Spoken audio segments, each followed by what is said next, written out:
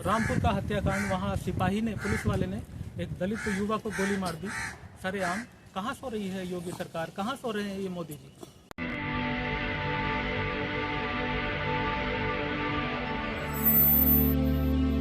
मोदी सबके साथ सबके विकास की बात कर रहे हैं, तो क्या दलितों का विकास हुआ है? मोदी जी दलितों का विकास नहीं कर सकते क्योंकि उनके वो एजेंडे में ही नहीं है। वो जिस मानसिकता से आते हैं वो विध्वंसकारी मानसिकता है, और नरेंद्र मोदी जी कभी दलितों का विकास नहीं कर सकते क्योंकि इस बीजेपी सरकार में लगातार दलितों का शोषण हो रहा है, और जो माइनॉरिटीज़ हैं उनका शोषण हो रहा है, और जो भी गरीब है उसका शोषण हो रहा है। तो ये कभी भी दलितों का विकास नहीं कर सकते, ये तो उनके शोषण करने वाले लोग हैं। तो सर, दलितों की दशा कैसे बदलेगी? क्या लगता है कि सत्ता में बीजेपी ने तो नारा दे दिया है 400 पार का। दलितों की दशा ही बदल तो रहे हैं, जहाँ भी उनको मौका लग रहा है उनको मार रहे हैं। उनको अब हाथरस हत्याकांड भुलाया नहीं जा सकता है, और रामपुर का हत्याकांड, वहाँ सिपाही ने, पुलिस वाले ने एक दलित युवा को गोली मार दी सरेआम। कहाँ सो रही है योगी सरकार, कहाँ सो रहे हैं ये मोदी जी? इनको अब पता नहीं चलता बिल्कुल भी। क्यों? क्योंकि इनका कोई मरे तब इनको पता चले, और दलित जो पिछड़ा वर्ग है, जो पीड़ित समाज है, उसको तो ये अपना कभी मानते ही नहीं, इनके बायोलॉज में नहीं है। लेकिन प्रधानमंत्री तो कहते हैं दलित नींव है, भारत की नींव है दलित। इसमें कोई शक नहीं है। जो दलित है, जो मूल निवासी, देखिए मूल निवासी आदिवासी मूल निवासी वो लोग हैं जो आदि अनादि काल से इस भारत की धरती के मालिक हैं, क्योंकि वर्ण व्यवस्था तो वैदिक काल में आई। उससे पहले जो मूल निवासी लोग थे वो इतने डेवलप थे। आप सिंधु सभ्यता पढ़िएगा। मैं कहता हूँ कि बीजेपी के जितने भी दलाल हैं, जो अंधभक्त हैं, वो अगर इंडस सिविलाइजेशन के बारे में पढ़ें तो उनको थोड़ा बहुत ज्ञान हो, व्हाट्सएप यूनिवर्सिटी से हटके। तो सिंधु सभ्यता उस समय की इतनी विकसित सभ्यता थी, तो वो किसकी थी? वो मूल निवासियों की ही थी। तो वो बड़े एडवांस थे। मोदी जी कह रहे हैं सारे 140 करोड़ जनता हमारा परिवार है। वो वोट लेने के समय उनका परिवार हो जाता है, लेकिन जब वोट का काम उनका निकल जाता है, उसके बाद वो उनका शोषण करते हैं। अब देखिए, लॉकडाउन जब इन्होंने लगाया, कोरोना जैसी षड्यंत्रकारी नीति इन्होंने देश में लागू की, कोरोना आज तक सिद्ध नहीं हो पाया। इसमें कई क्रांतिकारी लोग, कई लोग हैं, कई ग्रुप हैं भारत के अंदर जिन्होंने अभी तक टीका नहीं लगवाया। तो कोरोना कुछ नहीं था, इनका षड्यंत्र था। कुछ लोगों ने मिलकर ये षड्यंत्र चलाया, और उसमें कौन मरा बताइए? कौन अमीर मरा उसमें? सारे के सारे गरीब दले गए। वो व्यक्ति जो कि शहरों में, दिल्ली में, देहरादून में अपना गांव छोड़कर, बिहार से और यूपी से अपना परिवार छोड़कर वो मजदूरी करते हैं, और उनके लिए अचानक बसें बंद कर दी, रोड जाम कर दिया, उनका रोजगार खत्म हो गया। वो पैदल जा रहे हैं तो पुलिस को फोर्स किया जा रहा है कि इनको मारो। तो ये गरीबी के दुश्मन है, ये गरीबों के दुश्मन है। ये गरीबों को मिटाएंगे? गरीबी नहीं मिटाएंगे। कहाँ गरीबों को मिटा रहे हैं? राम मंदिर बना दिए हैं, इतनी सारी दुकानें खुल गई हैं, वहाँ पे हर एक प्रकार से बिजनेस चल रहा है, और देश की आर्थिक उन्नति हो रही है, और आप बोल रहे हैं कि गरीबों को मिटाया जा रहा है। गरीब वहाँ पे दुकान नहीं लगा रहा है। देखिए, राम मंदिर बना है, और अगर मैं ओवरऑल भारत की बात करूं तो इसमें चर्च भी हैं, इसमें मस्जिद भी हैं।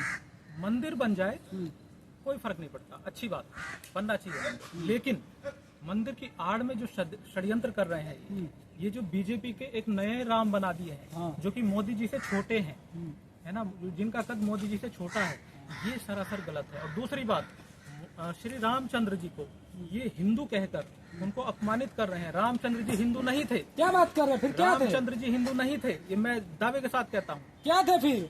वो बताएंगे जब इनका कोई जो इनके राष्ट्रीय प्रवक्ता जी हैं, जब वो बैठेंगे डिबेट में, फिर हम ये बताएंगे। सर, ऐसे विवादित बयान मत दीजिए। आप कह रहे हैं कि हिंदू नहीं है, और पूरे देश का हिंदू उनको हिंदू मान रहा है, प्राण प्रतिष्ठा की गई। बिल्कुल, पहली बात तो ये प्राण प्रतिष्ठा शब्द ही गलत है। पत्थर में प्राण कैसे डाल सकता है एक इंसान? ये घोर अपमान है। सनातन संस्कृति का अगर किसी ने अपमान किया है तो ये बीजेपी सरकार है। सनातन संस्कृति, भारतीय संस्कृति, सभ्यता को जो कलंकित करने वाले लोग हैं, ये बीजेपी के दलाल लोग हैं। मोदी जी हिंदू राष्ट्र बना रहे हैं सर। हिंदू राष्ट्र, ये देखो, हिंदू, जब आपने मेरे मुंह में उंगली डाली थी तो अब मजबूरी है मेरा बोलना। ये जो हिंदू है, ये नाम किसने दिया? ये मुसलमानों ने दिया ना। और मुसलमानों के कुरान में या किसी भी ग्रंथ में आप सर्च करके देखिएगा कि हिंदू शब्द का अर्थ क्या है। उसका अर्थ है काफिर, और काफिर शब्द का अर्थ क्या है मैं कहना नहीं चाहता मंच से, लेकिन फिर भी मेरे को बोलना पड़ेगा, बुरा मत मानिएगा कोई भी। हिंदू शब्द का अर्थ है हराम की औलाद।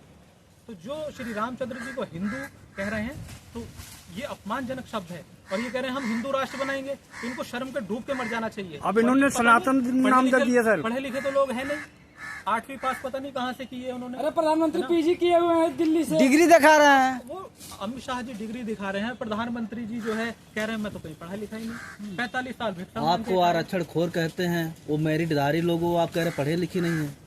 नहीं, वो खुद ही कहते हैं, मैं नहीं कहता। आप उनकी बाइट उठा लीजिए, आप उनके चैनल को सर्च कीजिए, उनकी वीडियो देखिए। वो कहते हैं मैं तो स्कूल नहीं गया, मैं पढ़ा लिखा नहीं हूँ। वो कहते हैं ना। हाँ, लेकिन मेरिट कहते हैं, आपको आरक्षण खोर भी कहते हैं। आरक्षण देखिए, आरक्षण जो है वो एक अलग चीज है। जो भी कमजोर है उसको सहारा दिया गया, ठीक। और आरक्षण नहीं, पढ़े लिखे की बात कह रहे हैं ना। हाँ। तो बिना पढ़े लिखे कैसे वो मेरिटधारी हो गए? कौन मेरिटधारी है? प्रधानमंत्री मोदी पीजी किए हुए हैं, पोस्ट ग्रेजुएट है। अरे वही तो कह रहे हैं कि मैं पढ़ा लिखा नहीं हूँ, और वही कह रहे हैं मैं पीजी किए हूँ। पॉलिटिक्स से वो एमए की डिग्री लिए हैं। तो वो कंप्यूटराइज डिग्री है, और जिस समय वो पढ़े उस समय कंप्यूटर था ही नहीं। अच्छा, तो ये तो अब मोदी जी को डिसाइड करना है कि उनको क्या बोलना है क्या नहीं।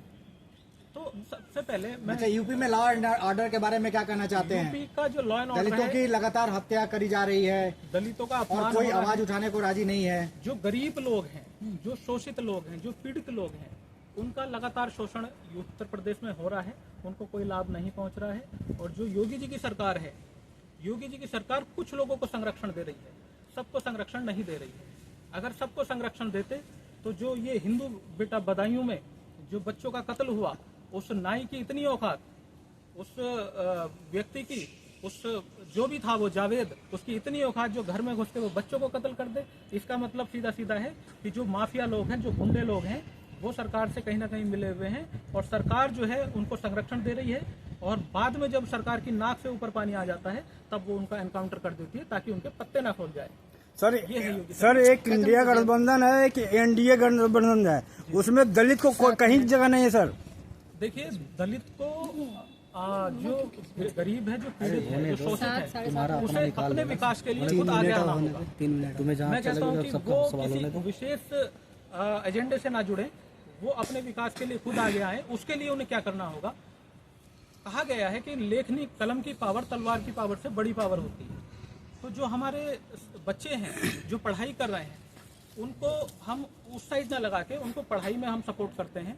जैसा कि आपने द्रोण IAS एकेडमी का नाम सुना होगा, तो हम लोग अगर कोई गरीब बच्चा है तो उसको IAS की तैयारी करवाते हैं, है ना, और जितना हो सकता है उसका सहयोग करते हैं। दूसरा एक अभियान और चलाया हुआ है हमने, हमारे बहन भाई, देखिए इसमें जातिवाद कुछ नहीं है, मैं नाम लेता हूँ पीड़ित और गरीब। जो भी कहीं पीड़ित है वो सीधे मेरे नाम से लेटर लिखे, व्हाट्सएप नंबर पे करे, उसकी मदद जितनी मेरे से हो सकेगी करूंगा। आखिर सांस तक अपने भाई बहनों के लिए लड़ूंगा। वो हर व्यक्ति मेरा भाई बहन है, जो पीड़ित है, जो शोषित है, वो चाहे किसी भी समाज का। सर एक जैसे एक सवाल है, इशू करा दीजिए फिर।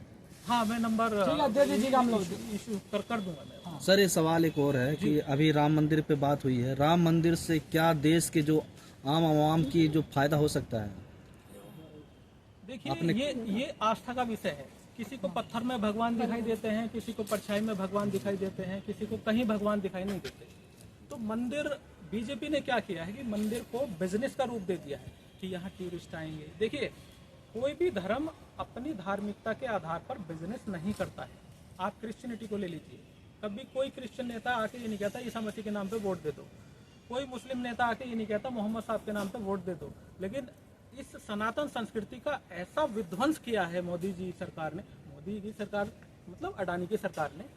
बीजेपी तो इन्होंने तब खत्म कर दी जब प्रवीण तोगड़िया जी को डेथ हो गई उनकी, अशोक सिंघल साहब की डेथ हो गई है ना, बहुत कुछ किए हुए हैं। तो ये बीजेपी तो है नहीं, अडानी सरकार है ये। तो इन लोगों ने इतना कलंकित कर दिया है कि अब ये हद से पार हो गई है। नहीं, एक सवाल बढ़ता है इसमें कि राम मंदिर पे तमाम लोग जो अपनी बात रखते हैं, आप लोग उसका आगे बढ़ाते हो, लेकिन स्कूल कॉलेज यूनिवर्सिटियों की भी तो बीजेपी सरकार वालों से या आप लोगों के मुंह से एक बार भी शब्द नहीं निकलता भाई कितने स्कूल खोले हैं, कितनी यूनिवर्सिटियां खोली हैं। भाई ये भी तो सवाल हो। मंदिर पिछली सरकार बीजेपी ने बनाया, मंदिर इसने बनाया। हमारा तो सवाल ये है कि भाई आप जवाब दें कि कितनी यूनिवर्सिटियां खोली है, उस पर आप बताइए क्या किया है। देखिए, बीजेपी सरकार शिक्षा के विरुद्ध सरकार, ये उस तरह के राजतंत्र वाले लोग हैं, ये कभी नहीं चाहते कि जनता पढ़ी लिखी हो। इसीलिए इन्होंने क्या किया है, शिक्षा पर जीएसटी लगा दी, शिक्षा का प्राइवेटाइजेशन कर दिया है इन्होंने, है ना।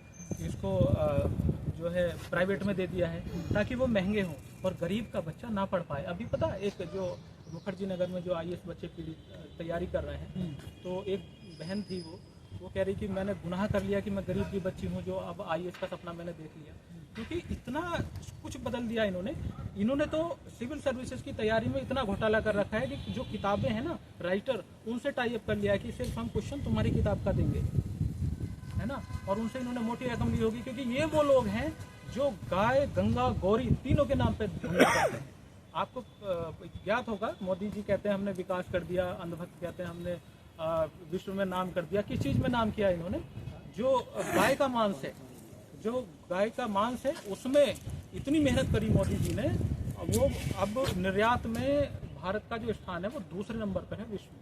आपने एक बात 250 करोड़ चंदा खाए हैं ये गौ के सिर कटवाने के नाम पे। तो ये गौ रक्षक नहीं है, गौ भक्षक है ये। हमारे जो समाज है, जो नहीं, चलिए वो उनका मिशन है, गाय की आपने बात की, वो उनका एक मिशन है, वो चला रहे हैं। एक मिनट, हमारा सवाल है मैं सुनिए, देखिए, मैं चेतावनी देता हूँ इस मोदी जी सरकार को, अगर आपने गाय, गंगा, गौरी के साथ छेड़छाड़ की तो आपका बहुत बुरा होने वाला है और आप ऐसे विलुप्त हो जाओगे जैसे गधे के सिर से सींग। ये मैं नहीं कहता, ये प्राकृतिक नियम है, इसको समझना पड़ेगा। नहीं, ये तो 10 साल में होता हुआ दिखाई नहीं दे रहा है ना। वो जो है ना, आज तमाम सारे जो चाहे महिला हो, छात्र हो, पहलवान हो, किसान हो, मजदूर हो, दलित हो, वंचित हो, सारे रोडों पे, फिर भी आप लोग कुछ नहीं बिगाड़ पा रहे हो। नहीं, बहुत कुछ बिगड़ेगा, समय आने पर सब कुछ होगा। हाँ, जनता के मन में है, सब लोगों के मन में है, लेकिन वो अब जवाब वोट से देंगे। आपने एक सीरियस बात बोली कि पब्लिकेशन वाले टाई अप करके रखे हैं विभाग से जी, इसका कोई आपके पास प्रूफ है? हाँ, ऐसी इतनी काफी बच्चे प्रोटेस्ट कर रहे थे, वो बोल रहे थे कि सिर्फ एक ही किताब से क्वेश्चन आ रहे हैं, जबकि सिलेबस से बाहर से क्वेश्चन आ रहे हैं। बहुत सारे बच्चों की बाइट है मुखर्जी नगर। ठीक है सर, थैंक यू, अच्छा लगा। आपने कोई अगर आपको लगता है कि हमारा काम बहुजन समाज के लिए महत्वपूर्ण है, तो आप हमें आर्थिक सहयोग के लिए सीन दिखाए गए QR कोड स्कैन और फोन पे और गूगल पे और UPI और बैंक अकाउंट में कर सकते हैं। फोन पे, गूगल पे 9250529129, UPI 9250529129@YBL। Bank account state bank of India AC 1042994628, IFSC code SBIN 00066563। आपका छोटा से छोटा सहयोग समाज और हमें और मजबूत करेगा, जिससे हमें बहुजन पत्रकारिता में और निष्पक्ष बनाने में मजबूत करेगा। जय भीम, जय भारत।